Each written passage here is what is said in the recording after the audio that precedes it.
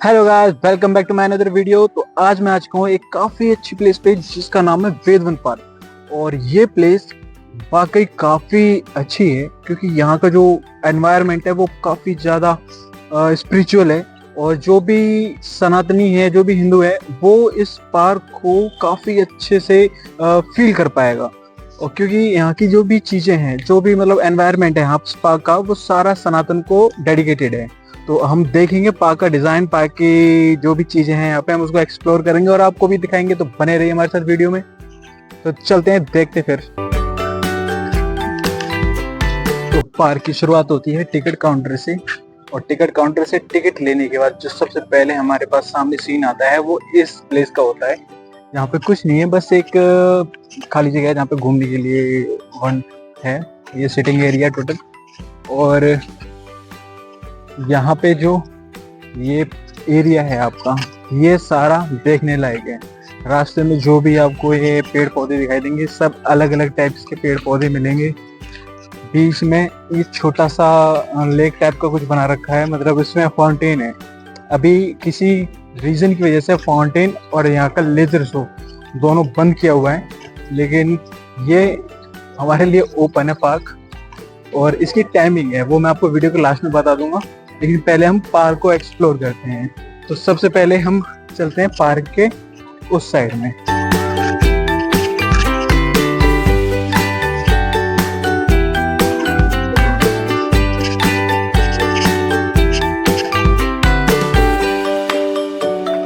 तो देख सकते हैं ये पार्क में काफी अलग अलग टाइप्स के पेड़ पौधे हैं, जिनको हर्ब्स बोल सकते हैं हम। हर्ब्स में जो जड़ी बूटी होती है वो चीजें, हर प्लांट्स की कोई ना कोई मेडिसिन होती है, वो हमें अच्छे से पता है। तो वही सारे प्लांट्स यहाँ पे यूज किए गए हैं, प्लांट किए गए हैं। और जो भी स्कल्पचर यहाँ पे आप देखोगे वो हर किसी न किसी चीज को डेडिकेटेड है। लाइक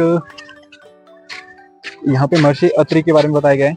इसमें लिखा है, पुराणों में इनके अभिवाद तथा उदात्त चित्र का बड़ा ही सुंदर वर्णन हुआ है। पौराणिक मान्यताओं के अनुसार महर्षि अत्रि ब्रह्मा जी के मानव पुत्र हैं और उनके चक्षु भाग से इनका जन्म हुआ है।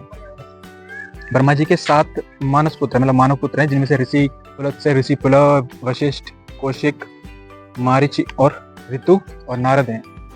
तो ये सारी चीजें डेडिकेटेड है हमारे हिंदू सनातन धर्म को। जो भी स्कल्पचर है वो सारे किसी न किसी चीज को डेडिकेटेड है। यहाँ पे कुछ ये जो स्कल्पचर है वो एक्चुअली में दान को, जो हम भिक्षा देते हैं, उस चीज को डेडिकेटेड है। इसमें क्या होता है कि हम सीधे हाथ से ही लेते हैं और सीधे हाथ से ही देते हैं, तो वो चीज है ये राइट हैंड दोनों चीजें। एंड ऐसे यहाँ पे बहुत से अलग अलग टाइप के स्कल्पचर हैं।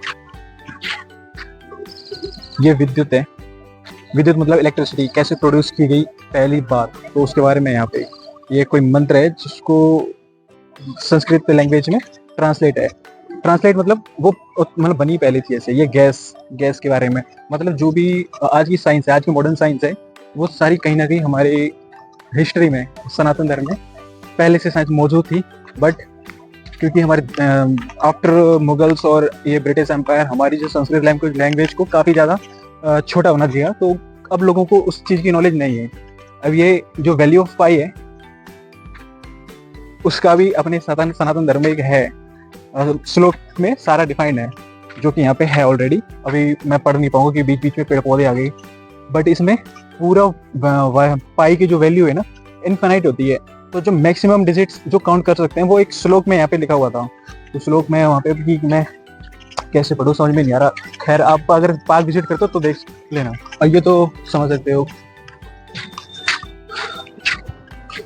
ये क्यूपिड वैसे बोलते हैं, लेकिन यहाँ पे एक मैं चीज पढ़ देता हूँ। ये दुर्धाष्यु है, अगस्त्य और लोपामुद्रा के एक पुत्र जिसका नाम दुर्धाष्यु है। तो इसका मतलब ये है कि एक ये ऐसा बच्चा है जो पेट में रह के, मतलब प्रेग्नेंट लेडी के पेट में जो बच्चा होता है, वो पेट में रह के बच्चा जो सीखता है, उस चीज के बारे में यहाँ पे बताया गया। इसके बारे में यहाँ पे लिखा है, आप पढ़ लेना पॉज करके, तब तक मैं आगे बढ़ता हूँ। और मैं देख रहा हूँ यहाँ पे जितने स्टेप के पिलर्स हैं वो किसी न किसी ऋषि को डेडिकेट है। वहाँ पे जो एक पिलर था वो दूसरे किसी ऋषि को डेडिकेट था, यहाँ पे ये ऋषि अगस्त्य को डेडिकेट है। और ये है एक्चुअली फाउंटेन हमारा। फाउंटेन अभी अपनी पोटेंशियल पे नहीं चल रहा, बस चल रहा है, लेकिन ऐसे नहीं चलता। फाउंटेन एक्चुअली पूरा फाउंटेन ही एरिया है। ये एक स्कल्पचर है, ऋषि जी है ये भी। 10 रुपया कर ले।